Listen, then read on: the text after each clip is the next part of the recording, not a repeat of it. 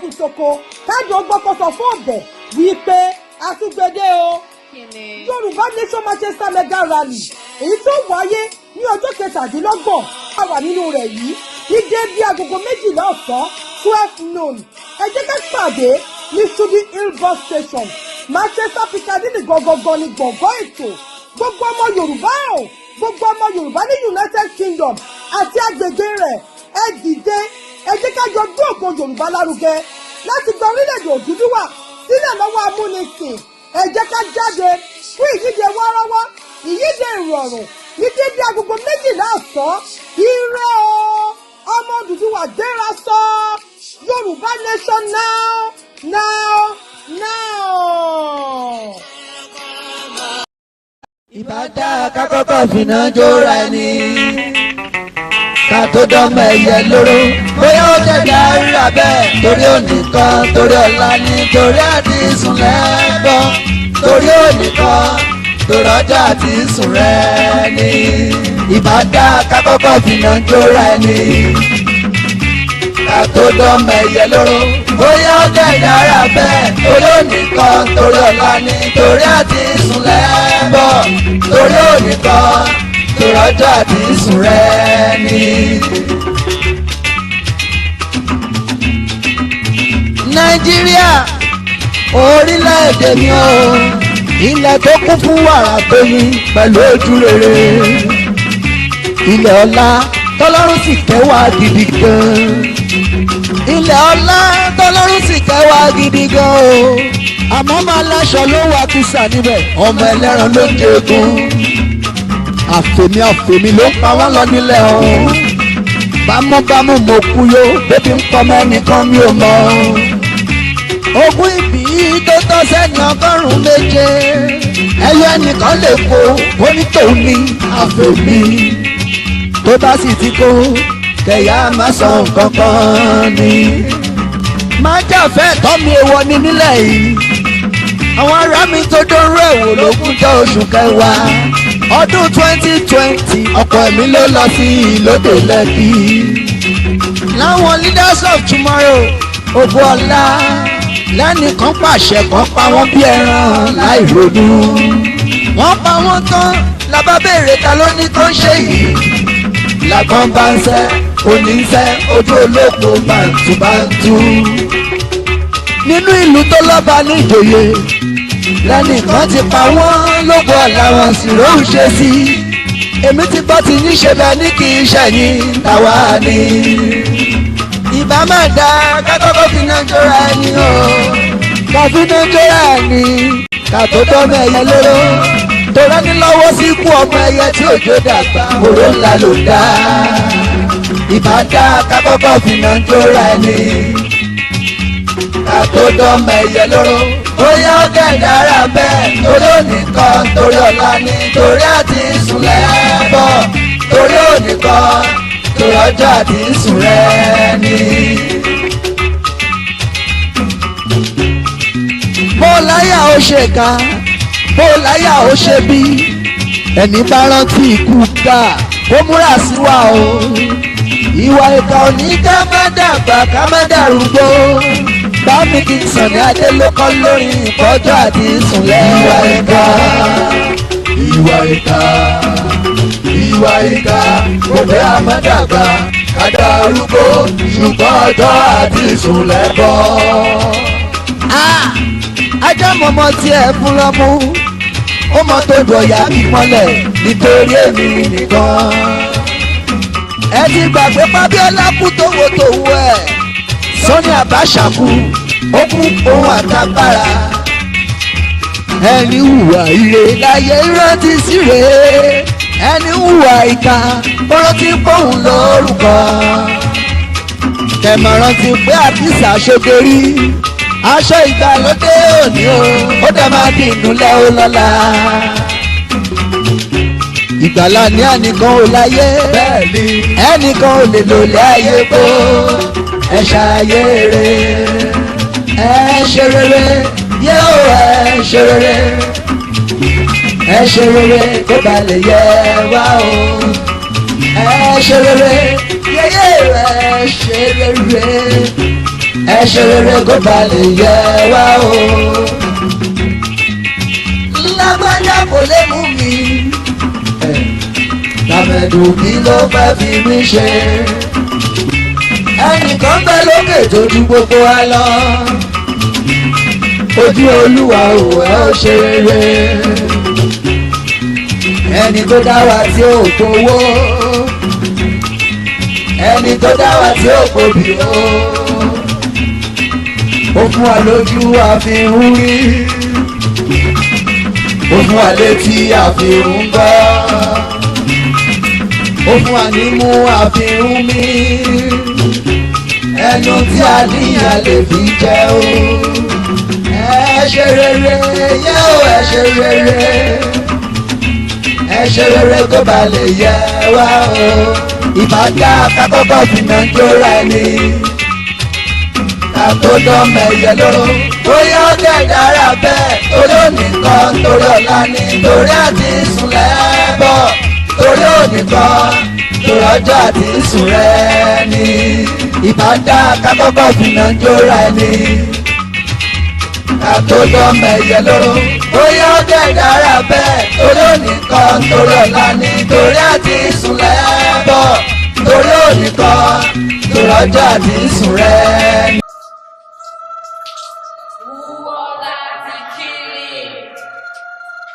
Who's here? Baby, are you back?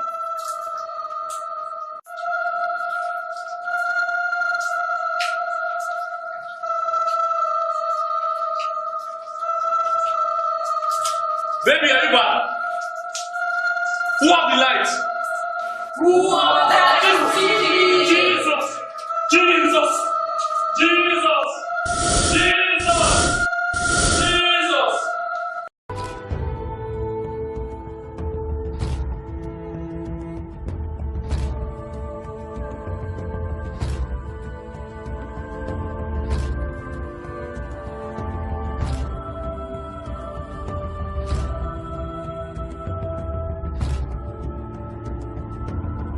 Who dey here? Abeg give me cigar. Fast, fast, fast, fast.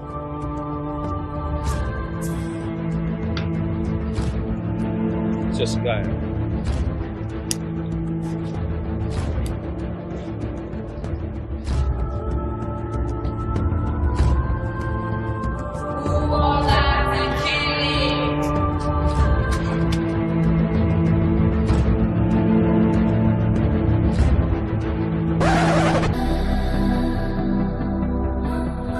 You see your life. Give me your hands. Just your hands full with blood. Why? Because you misuse power. On the 20th of October 2020, souls are asking just one question. One question that can bring peace to their restless spirit. One question if you grant them justice. Who ordered the killing at Lekki Toll Gate? No be water flow that day o, na blood. No be oil stain the flag, na blood. Blood wey come out to demand for their right o. The youth no be una biggest threat o. Rather be scared of the wrong decision una take today. When the use of power is not known, abuse is a must. Mr. Slave, please tell your superiors to answer our question because our heart is heavy. Mothers want justice for their children. When power enter wrong hands, they use it to hurt themselves and others. Power wey no fit give una peace, that one na power. You can stop us from gathering, but you cannot take away this day from our memory. We move.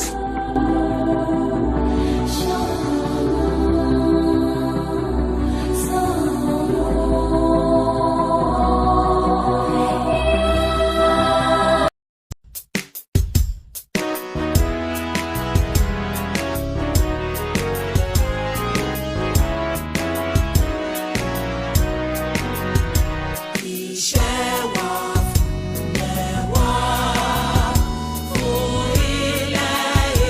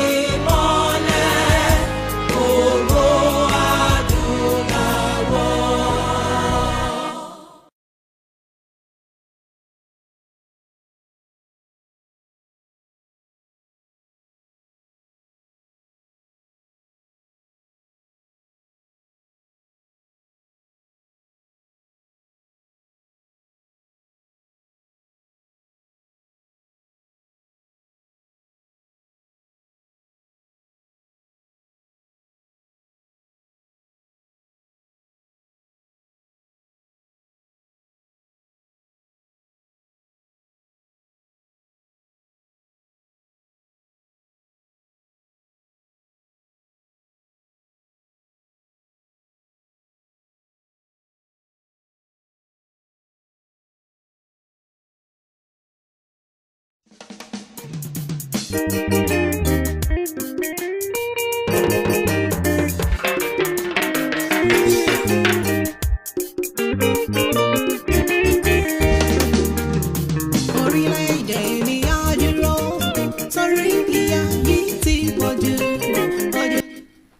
you so much. You're welcome. Ẹ̀yin èèyàn wa, ṣé ẹ ti ń gbọ́ wa nílé? If you are hearing us at home, kindly press 1. Ẹ ṣeun. Mo kí gbogbo wa pátá wípé a káàbọ̀ sí orí ètò lónìí. Bàbá wa Terry ọmọ aládé, odò àti dé, ìyàwó Ìdáyàtì Muraina, ìyàwó Grace David Albert, ìyàwó Táwà Kìlání, gbogbo yín pátá òní àkí wípé ẹ káàbọ̀ sí orí ètò, ṣe gbogbo ẹ̀dùn ṣe ohun rẹ̀. Akínyìn pẹ́ kú lé o, kú ọjọ́ méjì, ọpẹ́ ẹ̀rí wa lórí ètò lánàá. We were on air yesterday, but orí Facebook láti ṣe program. Although the network was so terrible yesterday, and as usual, lórí Facebook, I expected pé ó máa rí bẹ́ẹ̀. Thank you so much, our mom, Grace David Albert. We sincerely appreciate you greatly. Thank you. Ẹ̀yin èèyàn wa tí ẹ ń wà nílé, if you're joining us for the first time, this is Ijinle Media and Communication Turkey. And my name remains Ijinle Marcus Akpedegbayi Gbogbole Turkey. Bàbá wa Fẹ́mi Túndé, you're welcome on board. Ẹ̀yin èèyàn wa pátápátá, kindly share this program tonight. Like and love our channel and share our contacts, our channel to all your contacts. Let's enjoy the program together. Ìyàwó Olúwatóyìn Ọbásòtọ́, ẹ ṣeun púpọ̀, akínyìn ẹ káàbọ̀ sí orí ètò. My name remains Ijinle Marcus Akpedegbayi Gbogbole Turkey. Guru Maharaja Adẹ́rìn Pòṣónékè, bàbá onírùngbọ̀n yọkẹ́ Mr. Sport. Àwa náà ni adé sí orí ètò lónìí. Àwa la máa dé iná la máa dé bá. Ẹ̀yin ọmọ Yorùbá, ìtìyín mélòó lónìí? Mo nígbàgbọ́ pé ọ̀rọ̀ ni ẹ máa fi gbọ́ lónìí. Àrán la máa dá o, àní dáràn láṣẹ lọ́wọ́ Ọlọ́run ọba. Where do we start from tonight? Okay, let's start from here. Ẹ má bínú, some of our videos tonight ó lè máa dúró uprightly, ó lè appear vertical, but just manage it. The message tó máa jáde nínú àwọn fídíò yìí is what we need, and let's make use of it. Yes, to start our program tonight, we have a message from Baba Sunday Adeyemo Igboho through Olayomi Koiki tonight. Let's hear the message.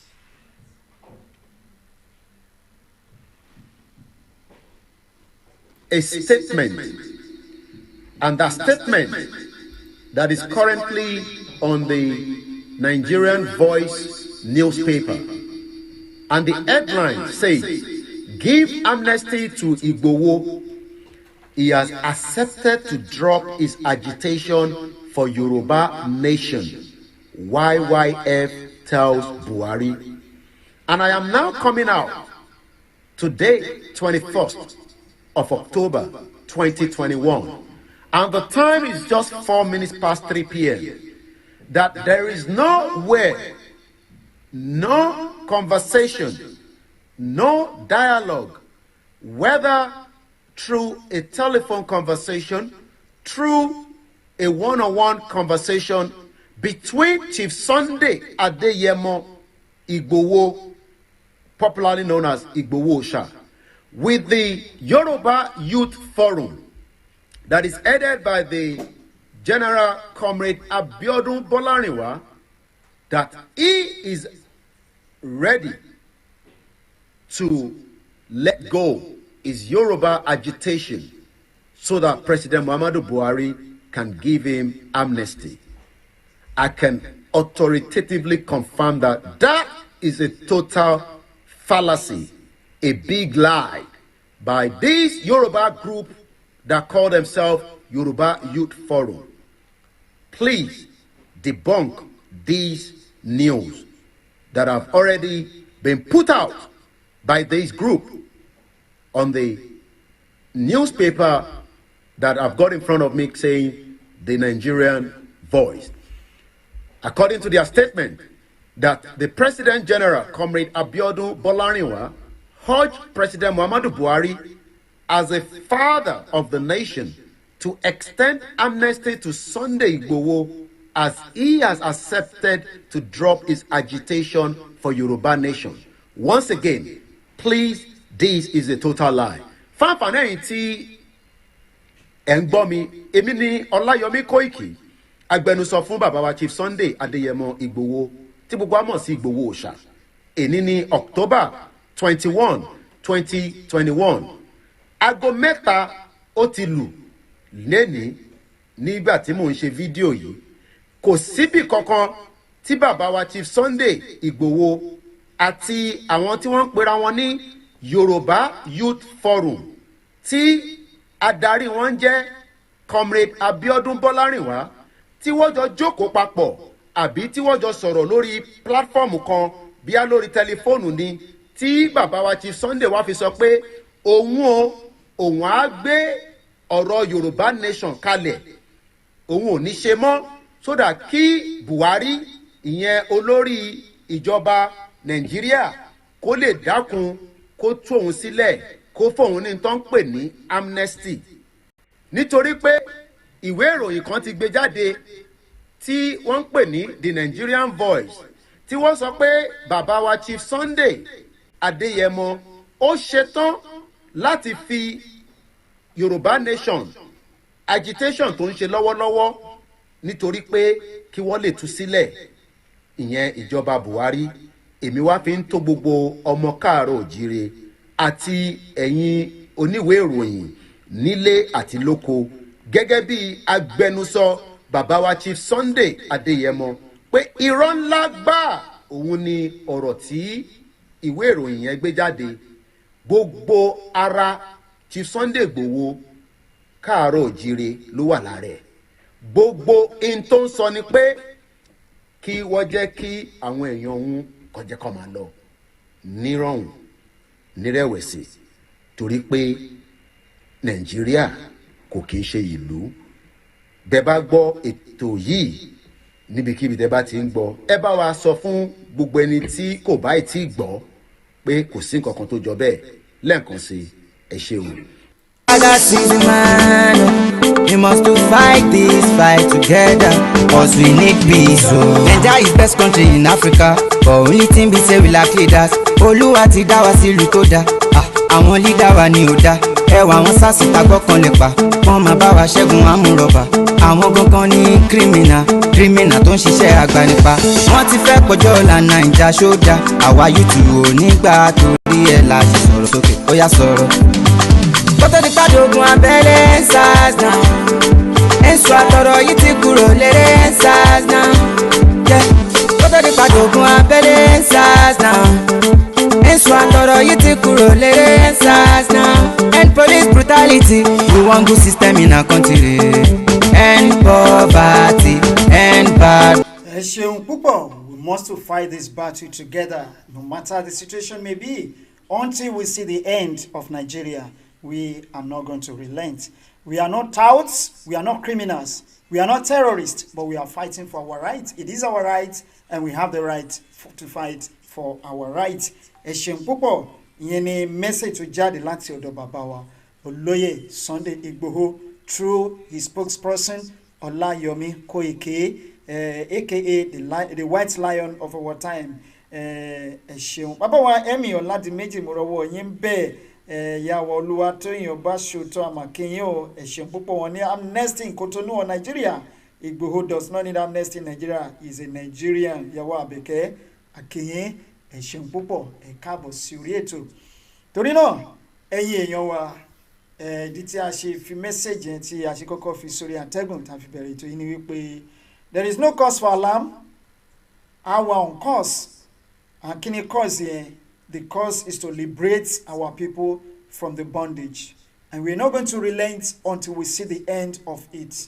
No matter how the situation may be. Koko èèyàn méjì, count yourself to be worthy, to be part of those people, to be among of those people. Tí ó máa kù láti jà fún ilẹ̀ bàbá wa. It's never a crime to fight for your rights. It's even your right to fight for your rights. So don't ever give up, even when you are passing through persecution, difficulties. It's part of the prices. It's one of the prices that you need to pay if you must get to the promised land. Remember when the Israelites were living, when they were going to the promised land, to the land of Canaan. When they were in Egypt. So when they left Egypt, they were going in the desert. They got to the bank of the Red Sea. Red Sea, the host of Pharaoh was behind them, chasing them, thinking that and the Israelites were thinking or not thinking that they were not going to get out of it. But they took that step, and they were able to move through the Red Sea rather. They got to the desert. Oríṣiríṣi àwọn ìṣẹ̀lẹ̀ ìṣòro àdójúkọ lọ́lọ́kan òjọ̀kan ebi ń pa wọ́n. Ọlọ́run rọ̀jò mánà sọ̀kalẹ̀ látòkè, which will never happen again today anyway. So Ọlọ́run ò lè sọ̀kalẹ̀ látòkè kó wá ràn wá lọ́wọ́ mọ́. So we need to rise up now and help ourselves. Ògbẹ́gbẹ́ wọn, Ọlọ́run mú mi jáde láti inú àpáta. There is a technology tí wà lónìí tá a fi lè help ara wa. So and Ọlọ́run ti ṣíwọ́ lójú, ó ti jẹ́ ká mọ nǹkan tí à ń pass through. We are passing through difficulties. And how do we move out of it? Solution ti wà lọ́wọ́ wa. So is in your hand, is in my hand. Is in our hands. So we need to take the bull by the horns. So at the end of the day, even ìgbà tí wọ́n tún rílẹ̀ ìlérí tán, they had to pass through the River Jordan again. And when they got to the promised land, eventually, wọ́n jagun, wọ́n ṣe gbogbo ẹ̀. So be expecting it. We are going to fight. We are going to fight. Alimak Bebon, yeah. But the possibility that we're not going to carry gun in Nigeria is very slim, very dicey. So we're going to fight to get our land because these people will not allow you to go. Not only the Fulani people, not only the Western world people are fighting you, even your people are also fighting you. They know that Eworu budget, in 2022 budget, Eworu hundreds of billions of naira, they want to set aside for your ex-head of state, the likes of Olusegun Obasanjo, Ernest Shonekan, Ibrahim Babangida, and the host of others. Eworu billions of naira, they want to lakale, they want to be. So how do you expect them to say the truth? They will never say the truth because they know that should they say the truth now, they don't know what is lying ahead of them when we get to the promised land. So àwọn ìjẹ́bi tí wọ́n ti ń rí jẹ lélẹ́yìí, wọn ní ever jẹ́ kó dí. So it's not left to you. Ìjẹ́bi àwọn ṣe lé Idi Amin kúrò ní Uganda lọ́jọ́ kìíní àná, bí wọ́n ṣe lé Samuel Doe ní orílẹ̀-èdè Liberia àti àwọn dictators like Sani Abacha bí wọ́n ṣe rẹ́yìn wọn. Ǹjẹ́ ṣé àwa ready láti rẹ́yìn àwọn ọ̀tá wa lónìí and to take our land by force? When it since the day of John the Baptist, the kingdom of heaven, ó ti di àfipáwọ̀, and àwọn alágbára ló dẹ̀ fi ipá wọ̀. So it's not going to be easy. Tẹ́bá wò pé we are going to get our nation a platter of gold. You are just deceiving yourself. You are deceiving yourself. So we need to fight for it. We are going to fight for it. Some people are saying Nigeria, the unity of Nigeria is not negotiable. But let's wait and see. Maybe it is negotiable or it's not negotiable. So, Baba Iyawa Grace David Albert, only a winner never quits and a quitter never win. That's exactly. So, we want to climb this hill. We want to climb the hill with our old truck. How do we get over the hill? We are still in the valley. We need to get our speed up so that we can get to we can climb the hill. Life is going to. So if you're all gonna get it over the hill, you need to get your speed up while you're in the valley. So we're in the valley now. We need to get our speed up. Fighting one another will not solve the issue. It's even going to elongate our freedom. Ó máa sún ọjọ́ freedom ọjọ́ ìdásílẹ̀ ìdáǹdè ìtúsílẹ̀ wa tún síwájú ni. When someone offends you at this juncture, please try to address it with all maturity.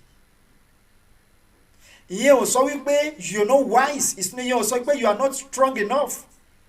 But there are some things you need to let go so that we can achieve our aim and objective as soon as possible. So ẹ jẹ́ ká kọ́kọ́ lé akátá jìnnà ná ká tó wá fàbọ̀ fún adìyẹ. Ká fàbọ̀ bá adìyẹ. So a time is coming when you will stand and address what is going on now. Please, let us focus our attention on what we have and where we are going. I am not saying wípé as a person wọ́n ṣe mí kí n bẹ́ẹ̀ lògùn ọ̀rẹ́, but there are some people tó bá wò pé if I should ask him kí ló dé tó ṣe ṣe mí kò ní fún ẹ láyè láti lọ. Let me cite an example. When I was in Nigeria, this is what happened to me. I had a business partner then. Tó yẹ pé a jọ ń ṣiṣẹ́. We met in Abuja. So a jọ ń ṣiṣẹ́ pọ̀. Tá bá gba contract. Tó bá jẹ́ mi ni mo gba contract. God really bless us to the extent that tẹ́mi bá gba contract lénìí, ká tó parí contract and that same volume of that contract, the same volume of the contract tí mo gbà, ọ̀rẹ́ mi yẹn máa gbà. That same volume. Tó bá jẹ́ náà ló gbaṣẹ́, ká tó parí iṣẹ́ Ọlọ́run máa tún gbé contract jáde through me. So we're just like, people were just looking at us pé ṣàṣẹ́ṣe ni and lọ sílé aláàfáà and lọ sílé yẹ̀mí I believe in that. Now kí ni mo fẹ́ fàyọ ni wípé tẹ́mi bá ti gba iṣẹ́ àgbè sílẹ̀ a máa share 50-50 àtowó tarí lórí material o àtowó tarí lórí workmanship o gbogbo ẹ̀ a share 50-50 bẹ́ẹ̀ tó bá ti di tán títí ẹ̀ owó material àkọ́kọ́ fa orí ẹ̀ náà agbésẹ́gbẹ́ kan a fi sápò ara ẹ̀ mo fọwọ́ lẹ́rọ̀ mò ń wù. I pretended as if I didn't know what was going on. Ọjọ́ tí relationship wa tí business wa tó pé 1 year, I called him. Mo ní ṣo rántí àyájọ́ ọjọ́ ìní, ó lóun ò rántí. Mo ṣe mọ̀ pé ọjọ́ ìní, àyájọ́ ọjọ́ ìní la pàdé l'Abuja. Mo ní náà láti ìgbà tá a ti ṣe business for 1 year yìí, kí ni àwọn nǹkan tí mo ṣe tí ìwọ lè wò pé Marcus ṣẹ̀ mi ò ní ever forgive ẹ̀. Ó ní Mr. Marcus, ó ní ká má wulẹ̀ parọ́ tanra wa, ó ní bros Marcus because bro là ń pera wa. Ó ní láti ìgbà tá a ti jọ wà pé mi ò ever ṣe òun pé òun gangan ló máa ń ṣe àwọn nǹkan tó jẹ́ pé òun máa wò pé tó bá jóun pé mi mò ń ṣerú nǹkan bẹ́ẹ̀ pé òun ò ní ever forgive me. Mo wá sọ pé má wò pé bí àmì òun mọ nǹkan tó ṣẹlẹ̀ o, I know everything but where I am going is where I am going. The little change tí mò ń rí lórí iṣẹ́ wa is okay for me because mò ń ṣe ìwọ̀nba tọ́rọ́kọ́bọ̀ tí mo rí Ọlọ́run bá mi ń fi ìbùkún sí i kan tí mo dẹ̀ ń fi tí mo spend ẹ̀ lórí ẹ̀ mò ń rí ó ń yọrí sí rere.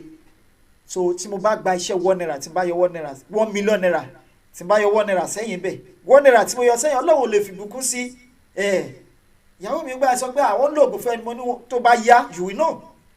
Ibẹ̀ ló wà orí kan náà ló wà tí mo fi padà sí school tí mo ṣe tán orí kan náà ló wà tí mo fi Nàìjíríà sílẹ̀ inú yàrá tó wà wọ́n tún lè dànù nígbà tó yá ni.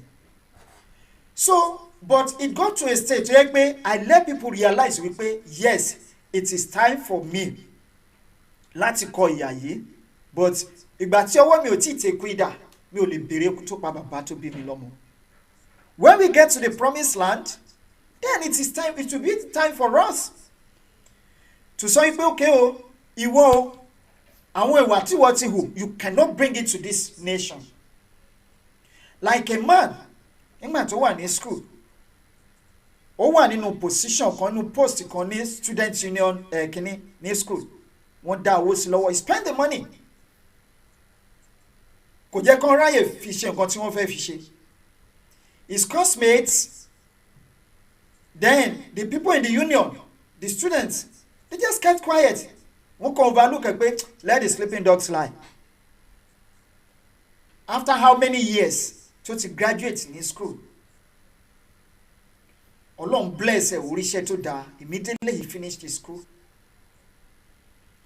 Orí position Ọlọ́run wọ́n ẹ̀ jí sówó. Now òun fẹ́ contest so after many years òun fẹ́ contest fún position kan nínú politics ó ti náwó ti nára ṣe rí ẹ̀ṣẹ̀ tó ṣẹ̀ lọ́jọ́ kìíní àná òun ló ba ayé ẹ̀jẹ̀ tí ò jẹ́ kó ráyè lọ tí ò jẹ́ kó rí ipò tó fẹ́ dùn. So whatever you are doing today, think about tomorrow. Do not think about the present moment. Do not think about the past. Don't live in the past. But think about the outcome of what you are doing at the moment. How is it going to affect my future? Is it going to affect my future positively or negatively? Then let one thing come and ring a bell in your brain. You pay, today might be my last day on earth. You as a Christian or as a Muslim or as a Lesian Babawa, when you wake up in the morning and you think that today is going to be my last day on earth, you behave normal. There is a place I am going after death. Or I am here today. I am powerful, strong. I am a strong and powerful politician. I have connections. Whatever I want to do, mo lè ṣe kí n kàn taka lásán. But what will be the lot of my children tí mo bá kúrò níbí tán? Ká tẹ̀ ní pé kò tẹ̀ síbi kankan tí mo lọ lọ́jọ́ iwájú. Remember the people that offended you yesterday. Tó dẹ̀ ṣì ń rórú ẹ̀ lára àwọn ọmọ wọn. Now, remember your children today. That if you should live today, àwọn kan ti wà tó ti ṣẹlẹ̀ ní, what will be the lot of your children? How will they be looking at your children or behaving to your children in future? Tó bá lọ tán tó bá lágbára láti fi protect àwọn ọmọ ẹ̀. O lè lágbára láti máa fi protect wọn lẹ́ni o. Ṣùgbọ́n rántí pé tó bá lọ tán, àwọn èèyàn ò ní lè padà wá láti wá protect wọn mọ́. Ajímọ̀bí lọ, ẹ wo bí wọ́n ṣe sìnkú ẹ̀. Wọ́n fi èsì sínú ilé ẹ̀, wọ́n fi chair sí ibi tí wọ́n sin sí ni o. Bọ̀ Ajímọ̀bí tí dust bá wà níbi tí wọ́n sin sí lónìí, Ajímọ̀bí ò lè pe àwọn méde wípé ó yá ẹ wá gbá bí. He is gone and he is gone forever. There are so many strong men yesterday. Today, wọ́n wà ní cemetery Látàn. Wọ́n wà ní cemetery ní Ìkòyí. Wọ́n wà ní cemetery níta gbangba tẹ́ pé òjò máa máa rọ̀ lé wọn lórí. Think very well. You need to think before you leap or think before you say. Àwọn ọmọ alágbára tẹ́ ẹ pa lọ́dún tó kọjá. Àmì àwọn ọmọ àti ò lágbára tẹ́ ẹ fọwọ́ agbára pa lọ́dún tó kọjá. You think you've done it and know that ẹ ti sweep under the carpet. Ìyẹn ogún ọdún a máa jó ni lọ́wọ́. Kí lórúkọ ṣé Thomas Kamara àbí whatever this one former military head of state ní Burkina Faso tí wọ́n pa ní 1980s. Wọ́n ti ṣíwèé kan àwọn tí wọ́n pa lẹ́ni and the case is in court. Ẹ wo head of state, head of government ní Sudan tí wọ́n jail recently. Ẹ wo president South Africa tí wọ́n jail ó wà ní prison lẹ́ni. You may be thinking that you are making law today. Kò sí nǹkan tó lè mú ẹ. It's going to protect you tomorrow. But immune clause tó ní lẹ́ni will not last forever. It will only last for a while. But tó bá tó àsìkò kan, gbogbo agbára tó ní lónìí, ipò tó ní lónìí, gbogbo ẹ̀ máa fi ẹ́ sílẹ̀. That is that about that. Now, where do we start today? Ẹ jẹ́ kí a bẹ̀rẹ̀ pẹ̀lú ìṣẹ̀lẹ̀ Nnamdi Kanu tí ó ṣẹlẹ̀ ní Abuja lónìí. Kindly share this program. Share the program. Share the program. Dave K.A. Glory Almighty. Thank you so much. God bless you. God bless you, ma. Yawa Grace. Wọ́n ní ju gbogbo rẹ̀ lọ. God will fight for us by using our resources. God will fight for us. We also need to fight for ourselves. Because God will never come from heaven to fight for us. He has given us the power, the strength, the wisdom, the knowledge, the connection, the contact to fight for ourselves. Well, I just hope we have God on our side. Nígbà tí ìjà yìí bá máa ṣẹlẹ̀. Today is the 21st of October 2021. Ọjọ́ kọkànlélógún oṣù ọ̀wàrà okòólélẹ́gbàá ọdún lẹ́kan lẹ́yìn ikú Olúwa wa. Ó dín ọjọ́ kan lénìí tí ogun ńlá máa bẹ́ sílẹ̀ Nàìjíríà. Whether they like it or not, whether people believe it or not. I'm very sure it won't last forever. It's just a matter of a while. It's for a while. Nothing lasts forever. Ẹ ṣeun. Now, àwọn fídíò kan wà tí mo fẹ́ show wa lórí nǹkan tí ó ṣẹlẹ̀ ní Àbújá lénìí. Mo fẹ́ kí a kọ́ ọgbọ́n. Now, I want to challenge our leaders in Yoruba land. Ẹ wo oríṣiríṣi àwọn ìṣẹ̀lẹ̀ tó ń ṣẹlẹ̀ nílẹ̀ Yorùbá. Let's forget about nǹkan tó ṣẹlẹ̀ nígbà ayé Bàbá Abíọ́lá. Ìyẹn ti di things of the past now. Don't let us talk about that. But let's talk about what is happening during our own generation now, this present generation. Let's start from last year. So many issues came up last year in terms of killings, maiming, raping, destroying farmland, setting houses on fire, and all that, and all that, and all that. To the killing of monarch, first class Oba of Yoruba land, the Olu of Ifon, who was killed by these bandits, the terrorists called bandits by Nigerian government. But till today, nobody. To my own surprise, my greatest surprise ni ti Olu of Ifon tí wọ́n pa tó dẹ̀ jẹ́ pé ọjọ́ kejì ní ìkan lára àwọn ọba wa tó ń ṣe àṣeyẹ. It's highly disheartening. Now, irú àwọn nǹkan tó ń ṣẹlẹ̀ yìí kò sí nínú àwọn olórí wa tó sọ anything about it. Now, down to the 28th of October last year, the Lekki Toll Gate massacre, àtòkù àtààyè àwọn ènìyàn tí wọ́n pa ní Toll Gate, àárí wọn di ọ̀la. Yet, àwọn ọba wa, àwọn olórí wa, not all of them anyway, but we have not seen any of them kan jáde. We know that some of them are behind us. Wọ́n fẹ́ jáde. Well, but I call that the act of cowardness. We, as their children, we are ready to lay down our lives to fight for our future. How much more àwọn bàbá wa? Tí ẹ pé ó yẹ kí wọ́n tún ìgbésí ayé wọn tó kù kan tún ṣe. Ìyẹn lọ bẹ́ẹ̀. Now, ẹ wo nǹkan tó ń ṣẹlẹ̀ sí olóyè Sunday Igboho lọ́wọ́. Sunday Igboho is not fighting for himself alone. He's not fighting for his family alone, but he's fighting for the entire Yoruba nation, in which our kings are part of those people tí wọ́n fight for. He's also fighting for our politicians. He's fighting for the less privileged. He's fighting for everybody, and he's fighting for our freedom. Where he is today, tó bá jẹ́ pé he's after money, láti gbowó, àìmọye àwọn olórí tí wọ́n ti lọ bá wọn láti gbé owó sílẹ̀ fún wọn. But he refused to take money.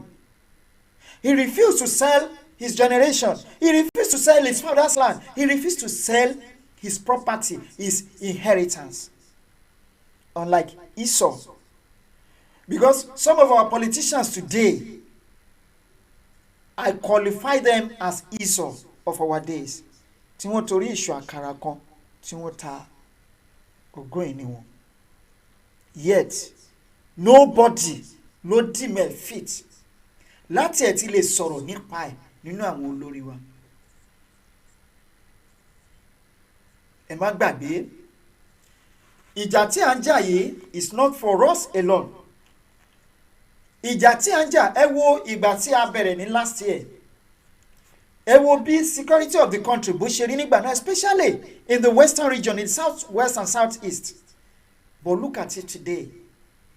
Ṣé rò pé lásán ni gbogbo ẹ fi subside ni?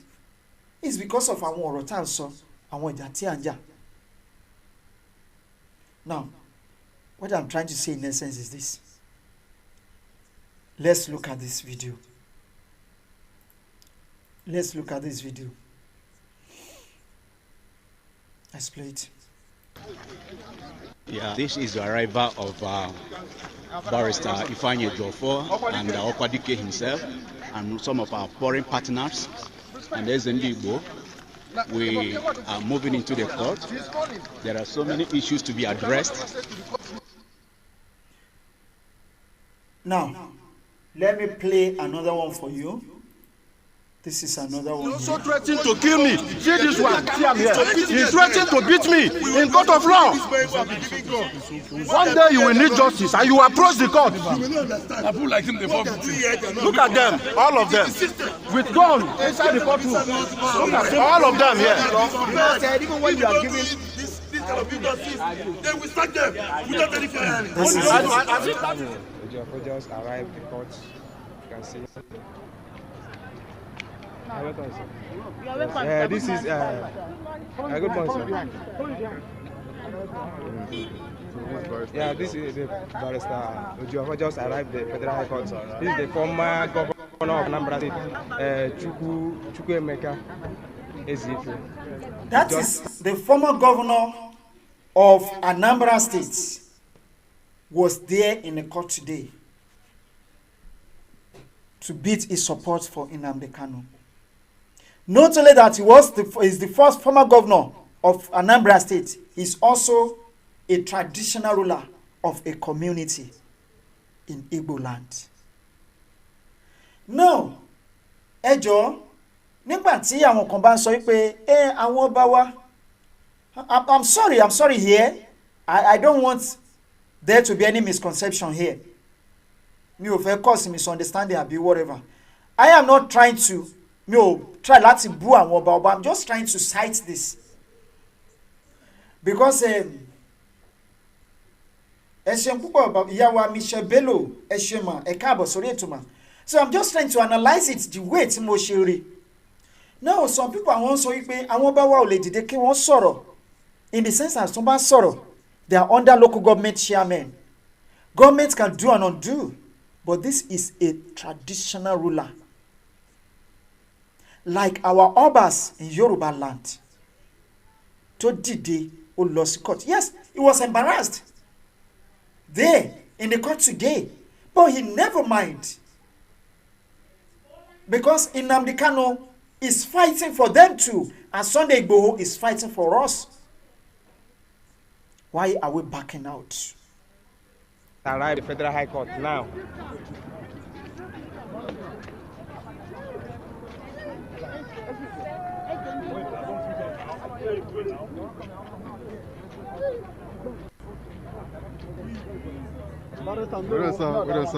Barrister, welcome.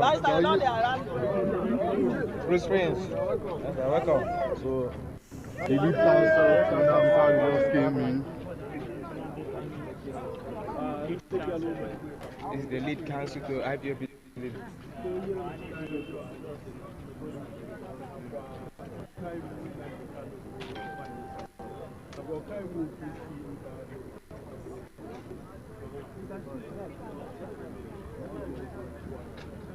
Access to the courthouse. Yes, this is the arrival of Barrister Ifeanyi Ejiofor. Yes, this is the arrival of. Yes, this is the arrival of. Yes, this is the arrival of Barrister Ifeanyi Ejiofor. Please don't let us arrive the court right now as I'm talking to you. Yes, you can see the DSS are restricting people access to the courthouse. You can see it. Even the lawyers, look at them, they are standing here. They are not allowed to enter the court. You can see. Even the medias, they restrict them access to the court.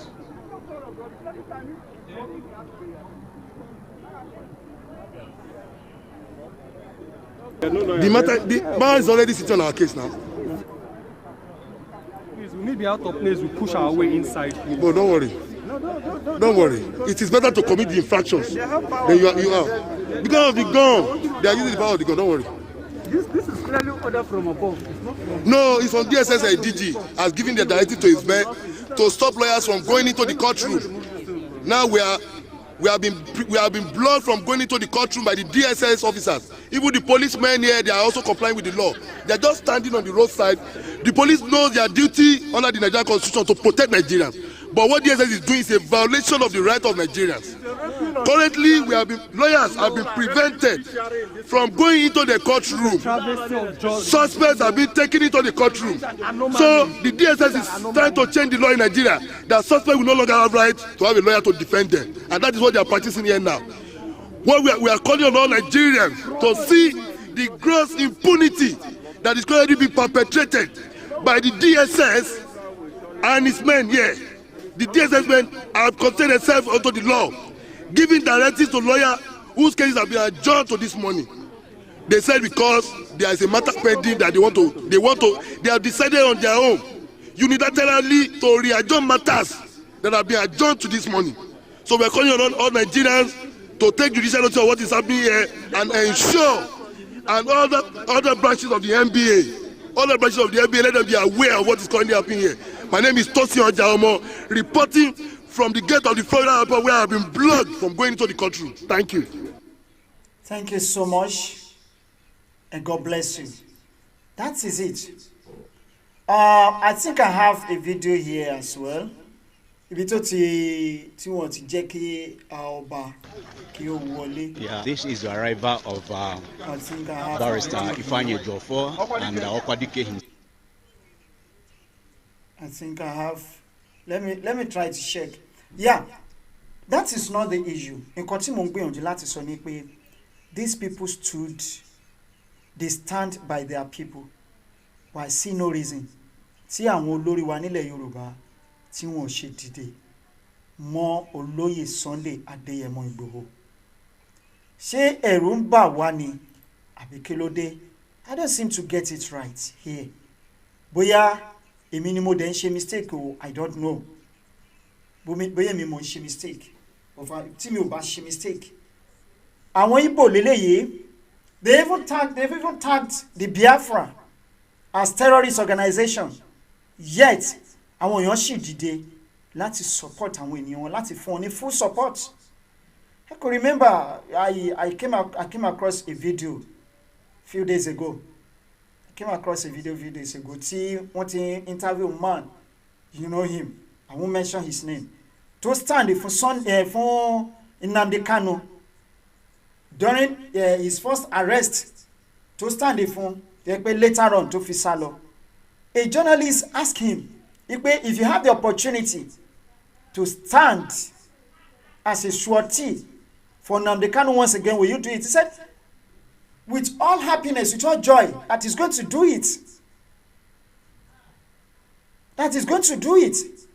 But àwọn tí wọ́n dìde fún àwọn ènìyàn wa, even tí wọ́n arrest nílò olóyè Sunday Igboho, those 10 people tí wọ́n release, authoritatively mo lè sọ fún yín lẹ́ni wípé kò sí ọmọ Yorùbá èèyàn kan tó dúró fún aṣọ́tí.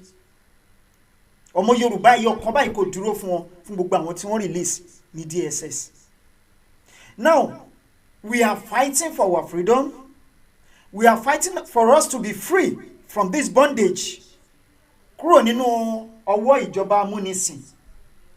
Síbẹ̀síbẹ̀, àwọn kan sọ pé kò sí èyí tó kan àwọn.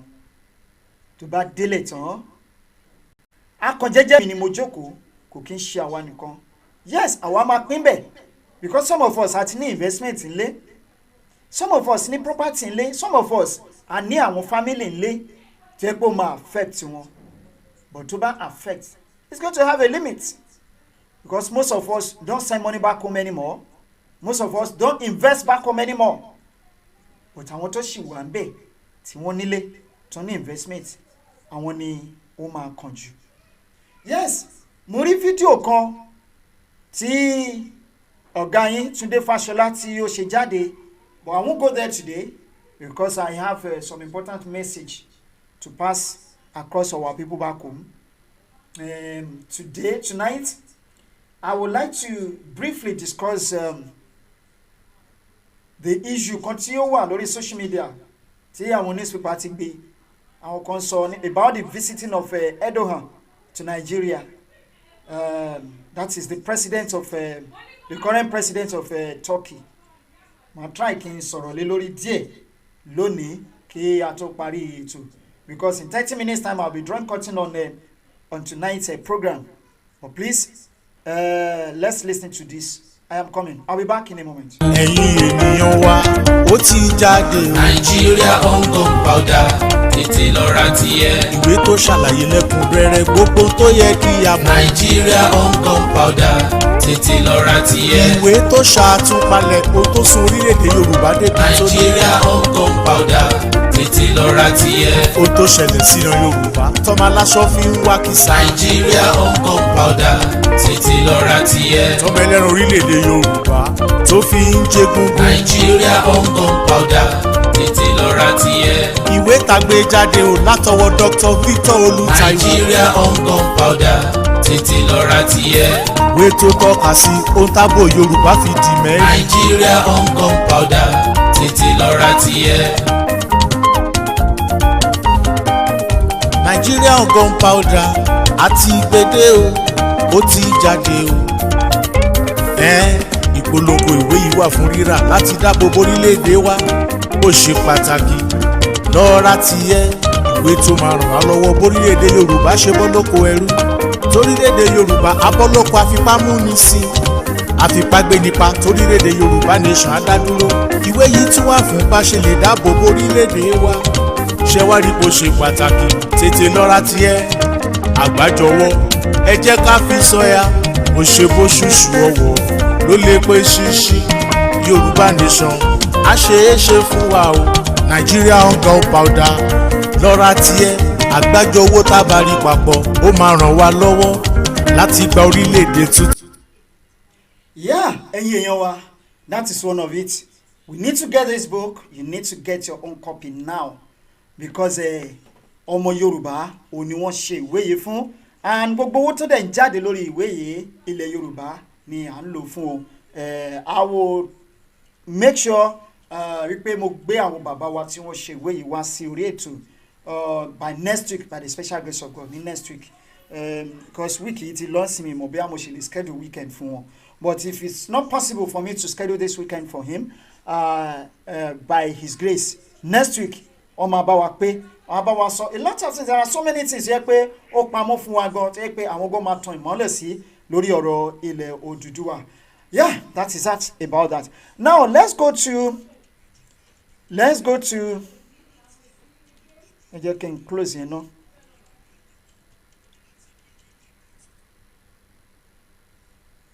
Yeah, ẹ ṣeun. Ẹ jẹ́ kí a lọ sórí ìròyìn tó ń jà rìnrìn káàkiri ìgboro lórí àbẹ̀wò ìjọba orílẹ̀-èdè Turkey sí Nàìjíríà. Yawa Mitchell, thank you. Yawa Idayat Muraina, ẹ ṣeun o. Wọ́n ní báwo ni mo ṣe lè rí ìwé yẹn rà? Ẹ mẹ́sẹ̀jì wa mà lórí nọ́mbà tó wà ní ojú agbágbé yẹn. Ẹ mẹ́sẹ̀jì wa lórí WhatsApp. Á dàrẹ́tì bí ẹ ṣe máa rí láṣẹ Ọlọ́run. Ìwé yẹn wà very important. Ṣé rí, apart from pé ìwé yìí ó ní important and vital message fún wa, ó jẹ́ ìwé kan tó jẹ́ pé kò ṣe má ní, lẹ́yìn pé ó jẹ́ kò ṣe má ní fún gbogbo wa pátápátá. Gbogbo owó tó bá jáde lórí ìwé yìí lórí ọ̀rọ̀ ilẹ̀ Yorùbá ò ní a máa lò fún. Kò sí ẹni tó kọ ìwé yìí ti sọ pé àwọn ti gbé ìwé yìí kalẹ̀ fún ilẹ̀ Yorùbá, wọ́n ti gbé kalẹ̀ fún ilẹ̀ Yorùbá, kò ń ṣe fún ẹnikẹ́ni láti ná owó yìí sí àpò ara ẹ̀. Torí náà ló ṣe wà very important láti get ìwé yìí. Ẹ ṣeun bàbá wọn Faudu Alimi, thank you so much. Ìyá wọn ní Ṣẹ̀bẹ́lò, wọ́n ní Chito country tí kò ní òfin, àwọn Yorùbá tó tún yẹ kí wọ́n jà fún ara wọn, àwọn yóò tó tún yẹ kí wọ́n ti jà fún ara wọn, wọ́n ti lo gbogbo ògo ara wọn. Ìyá wa Grace David ní ẹ̀rù kò bá àwọn leaders wa, but they do not love the Yoruba people. Àwọn lọ́mọ èèyàn kìíní kà méjì kó má fi kàn ṣe rẹ̀. Now, this article came out on Tuesday, October 19, 2021. Nadeko raises alarm over planned Turkish president visit to Nigeria. Sherry, I would like to say something about Turkish president. this current president lóòótọ́ ń gbà míì èèyàn lè rí òun ta kí yẹ pé béèyàn ṣe rí ta àbí bó ṣe ń sọ̀rọ̀ kó yàtọ̀ sí bí ṣẹ̀dá ẹ̀ ṣe rí. Like one day mo jáde àwọn kan rí mi níbì kan, when they saw me they were somehow confused pé the way you talk on social media or the way you talk on air is completely different from the way you're talking now. Yes, when you are on air you are a different person entirely. Now article méjì ni màá gbé jáde fún wa lẹ́ni kí ti máa kà. Now the National Democratic Coalition (NADECO) Monday urged Nigerians to be more vigilant about the planned visit to Nigeria by Mr. Recep Tayyip Erdogan, President of Turkey, calling the trip another step to further the Islamization agenda of the Buhari government, which is a total lie. I can authoritatively say that is a typical lie. Màá ṣe àlàyé níwọ̀nba díẹ̀ nípa nǹkan tí mo mọ̀. At least mo ti wà ní Turkey ó ti máa tó bí ọdún bíi 5-6 The last meta church, or should I call it still church, in the world, this president Erdogan tí wọ́n ti abandon for years or renovated 2 years ago. We have many churches here in Turkey today. Celestial wà, I think CNS, mi ò tí rí CNS, but Celestial wà, Winners wà, so many churches ló wà across Turkey now. Today pé wọ́n worship ńbẹ̀, wọ́n jọ́sìn. If you get to Turkey, when you are looking at Turkey from outside, yes, 99.8% of the population of Turkey are Muslims, but they are not radical Muslims.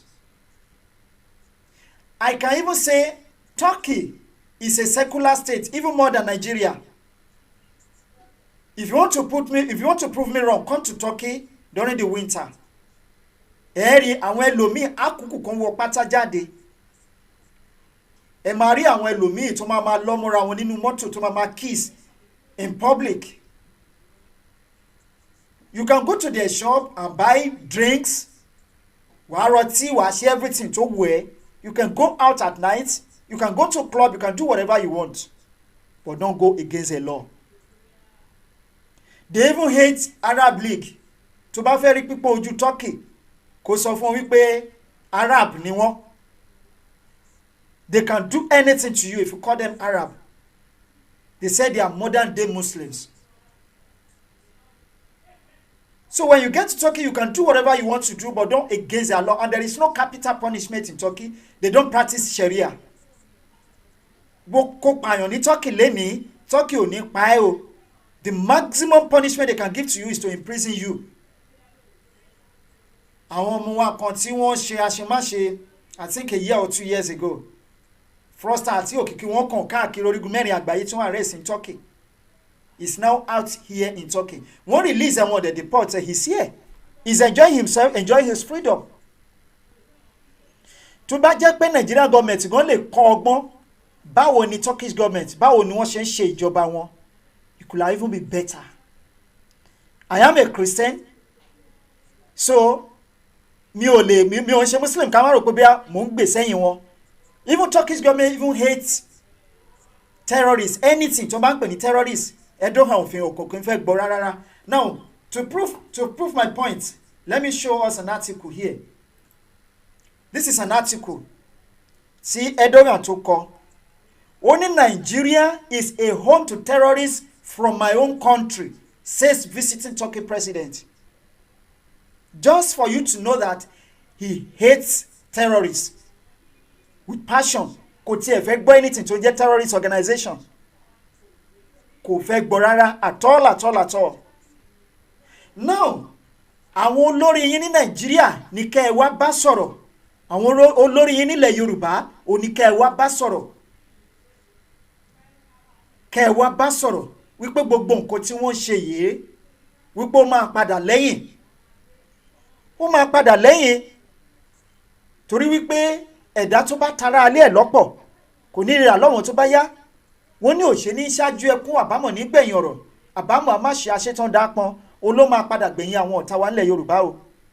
wọ́n ní ká wí fún ni ká gbọ́ ká sọ̀rọ̀ fún ni ká gbà àwí ìgbọ́ àfọ̀gbà nímú ní tìka àbámọ̀ bọnu. kàkà kí wọ́n rọ́gbà wọn kán rán nǹkan tó ń ṣe wọ́n kí wọ́n kán ṣe kíni kán dìde láti gba ilẹ̀ wọn kúrò lọ́wọ́ àwọn amúnisìn èyí tí ò kàn wọ́n ni wọ́n ń rọ́ kiri. ẹ jẹ́ n sáré. This article came out today, October 21st, 2021. This is it.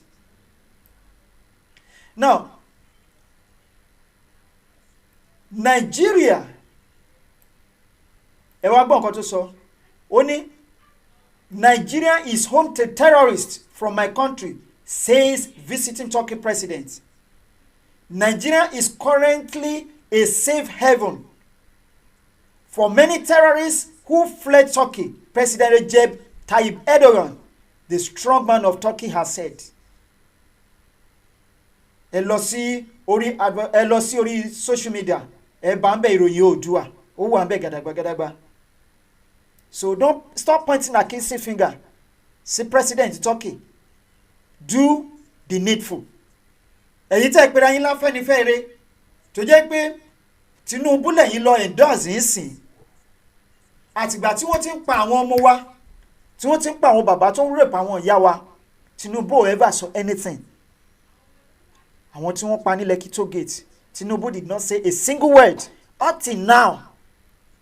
This same Tinubu òun ló gbé bullion van lásìkò ìbò tó lọ ń há owó kiri, and people are there suffering. Òun náà lẹ́tún lọ endorse lẹ́ni. We are pushing you out of dungeon. And you are trying to push those people that want to rescue you from dungeon back to the dungeon. You don't even think about the consequences of what you are doing today. You have been clamoring for, talking for restructuring, restructuring, let's restructure. Government tó wà níbẹ̀ láwọn ò lè fún restructuring. Ẹ rò pé orí wọn ò pé. Ẹ gbọ́ statement tí wọ́n ọ̀tà kiri. Ẹ kọ́ ọgbọ́n lára bàbá Awólọ́wọ̀. Pẹ̀lú bí bàbá Awólọ́wọ̀ ṣe forí fọrùn ṣe fún wọn tó, at the end of the day, they betrayed him. They betrayed.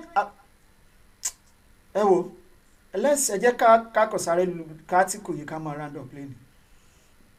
Now, the visiting president on Wednesday warned that Nigeria is now home to hardened terrorists that have already infiltrated the country. I mean, why? Despite the fact that the rest of the world are calling these people terrorist organizations, Nigerian government and our leaders in Yoruba, wọ́n ṣe insist pé bandits ni wọ́n. He said the terrorists are members of a deadly group, Fethullah terrorist organization, FETO, based in Turkey. Ṣé ti gbọ́ eléyìí rí kó tó di pé visit Nigeria? Erdogan is a no-nonsense man. He doesn't take shit. If you don't know him, thank God I live in Turkey, so I can say much about him. Now, the Turkey leader said many of those who attempted to overthrow his government and launch extremist campaign are currently in Nigeria. We should even be thankful to him. But once in Nigeria, let's reveal secrets in nǹkan tó ṣẹlẹ̀.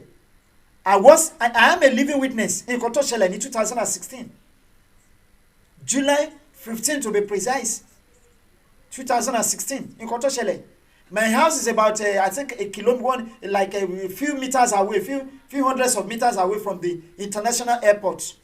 Nígbà yẹn kí lorúkọ ẹ̀ ní lórúkọ airport wọn yìí mo fẹ́ pè ní Ofebo international airport. These are former international airports. My house was very close to that airport. Gbogbo nǹkan tó ṣẹlẹ̀ lóru ọjọ́ yẹn. Now, this man, as I said, he doesn't take shit. He doesn't take shit. Now he came to Nigeria to tell us what is happening in our Nigeria. Nǹkan tí àwọn gọ́ọ̀mẹ̀ntì wọ́n gbogbo tí wọ́n try láti hide. Òun ló wá tó wá sọ fún wa yìí. So Nadeko, talk to your leaders. talk to the Yoruba leaders, talk to the Fulani leaders, talk to the Nigerian government leaders, Nigerian leaders. They are the ones.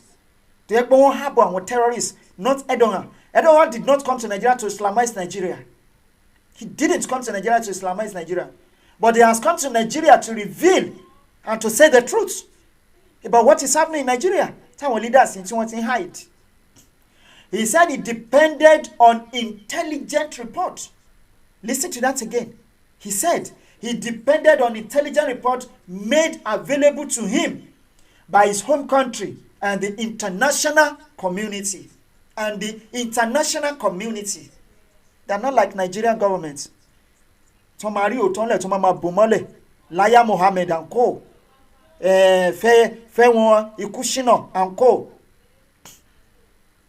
Video ti Ikushola, I won't call him Fashola to be jadi. I will try to analyze that video. Then, maybe by Monday or Tuesday, IBT problem you go to Tiwa, which is Nigerian constitution. I will try to analyze Nigerian constitution. Then you will see to yourself. By yourself, you pay our BT problem, Nigeria to Tiwa. And that's one of the major reasons that is why we need to put an end to that country now. Because tomorrow will be disastrous. And the tomorrow that we're talking about is not tomorrow, the 22nd of this month. But we're talking about days, months, and years to come. By then, fẹ́ kó ti gbà yín kẹ́ tó mọ̀ pé àwọn people yìí wọ́n dẹ̀ sòtọ́ ń gbà yín o, but we don't listen to them.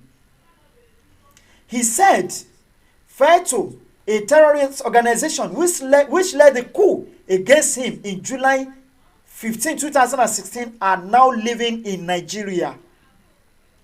He spoke on Wednesday during a joint press conference with Nigerian President Muhammadu Buhari, monitored by Iroyin Oodua.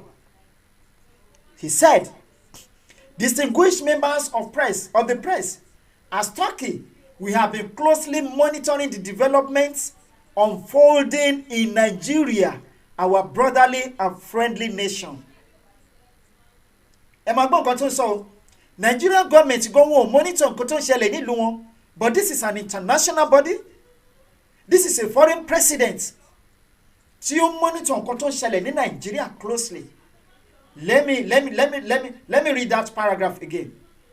He said, and I quote, distinguished members of the press, as Turkey, we have been closely monitoring the development of foldings in Nigeria, our brotherly and friendly nation.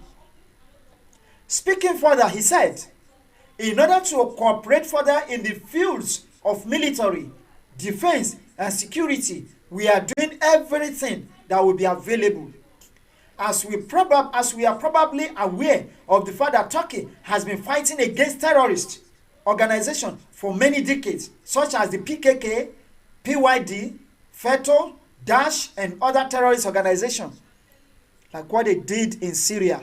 In fact, they really took a very strong and played a pivotal role in the war to ṣẹlẹ̀ ní Syria.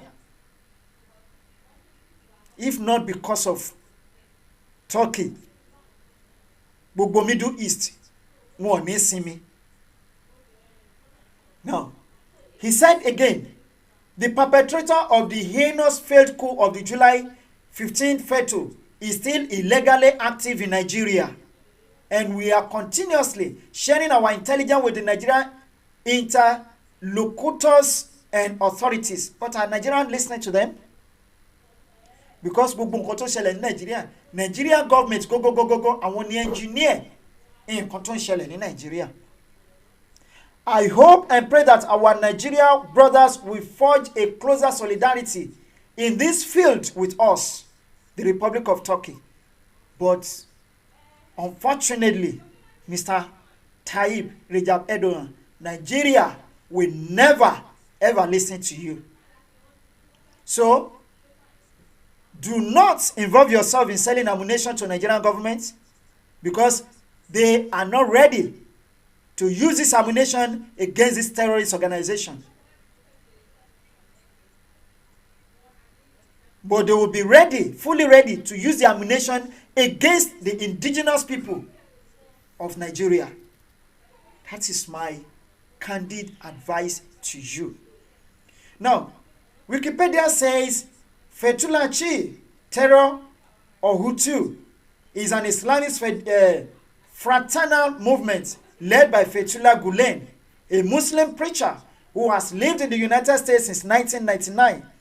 The movement is designated as a terrorist organization by Turkey, Pakistan, and the GCC, owing to the outlaw status of the Gulen movement in Turkey. Some observers refer to the movement volunteers who are Turkish Muslims are effectively a subset of Sunni Islam. These volunteers generally hold their religious tenets as generically Turkish Sunni Islam. The movement also includes participants from other nationalities and religious affiliations. So, we was in Nigeria, Edouard was in Nigeria. Edouard did not come to Nigeria to Islamize Nigeria. It's not even after that. He doesn't believe in that. Yes, he's a Muslim and he's practiced religion. But he's not after your country to Islamize your nation. But we just have to be very careful.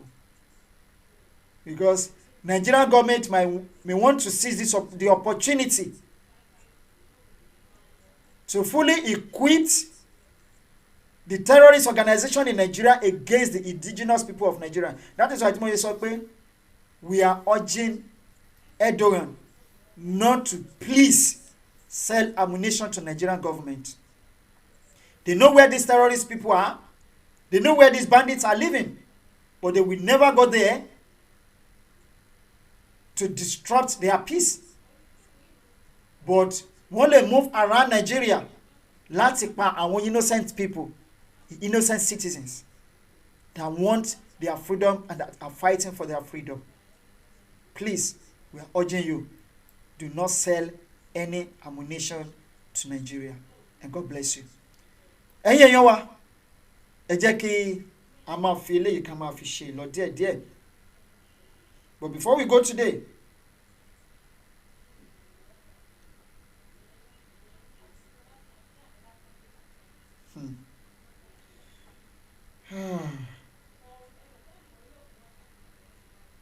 okay, àwọn èèyàn wọ́n ti fi àtẹ̀jíṣẹ́ wọ́n ti fi sílẹ̀ rẹpẹtẹ bí ẹ jẹ́ ká wò bí a lè rí one comment or two tá a lè sọ̀rọ̀ lé lórí ká tún máa lọ lénìí.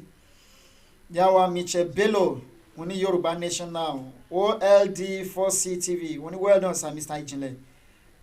Yàwá Michelle Bello wọ́n ní Ọlọ́run Olódùmarè á gbà wá lọ́wọ́ àwọn jẹgúdújẹrá ìkà àwọn aláàánú mẹ̀kúnnù. Yàwá Kẹ́lọ̀ Láfíàjì wọ́n ní it's not because they are under local government, they are not interested in our agitation because they are beneficial from the government. Wọ́n rẹ̀yìn wọ́n sọ fún afọ́jú pé ọjà ti tú gbà tí ò bá gbárùn wọn mọ̀ pé kò sí ọmọ lọ́jà. Yàwá Michelle Bello wọ́n ní bẹ́ẹ̀ ni o bàbá Marcus ọ̀rọ̀ wọn máa lẹ́yìn o ìlú wọn tí ó ń dún ládùnjù yìí yíya ló máa padà ya. Ẹ fi àwọn Afẹ́nifẹ́bi sílẹ̀ o ọlọ̀tẹ̀ ní gbogbo wọn. Ìyàwó Mọ́bọ́lá Àgbékẹ́ wọ́n ní ìpáǹparẹ̀ olóhùn pajá ó di alẹ́ kí alágbèjò wọn tó mọ̀ wípé ẹrù ló ń rù. Ìyàwó Michelle wọ́n ní ojú wọn ti fọ́ ojú wọn máa tó là bàbá Marcus gbogbo wọn ni a máa jèrè ọ̀rọ̀ lára àwọn oníjẹkújẹ àgbà ọ̀bàyéjẹ́. Ìyàwó Olúwatóyìn Ọbáṣetán wọ́n ní bẹ́ẹ̀ ni o Ọlọ́run máa mú gbogbo wọn láìpẹ́ ìyẹn dájú. Tán ẹ̀yin èèyàn wa Yàwó Amọ̀fọlúwakẹ́ Olúgẹ̀ wọ́n ní ẹ kú iṣẹ́ bàbá Ìjìnlẹ̀ ẹ̀yin diaspora ni ẹ̀ ń ṣe akitiyan fún òmìnira wa. Àwọn Yorùbá masses dàbí pé wọ́n wà nínú spell since Ìgbòho Òòṣà Don't you see that we are spinless? Ó dà ẹ jẹ́ ká máa wo nǹkan tó máa padà ṣẹlẹ̀. Ó máa lẹ́yìn ọ̀rọ̀ yìí ó máa lẹ́yìn àjàǹtí ele. Mo ní ó máa lẹ́yìn ọ̀rọ̀ yìí ó máa lẹ́yìn àjàǹtí ele.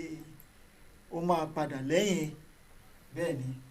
Ẹ̀yin èèyàn wa, ẹ̀yin bàbá àti ẹ̀yin ìyá wa, ànírìn jù báyìí lọ lónìí.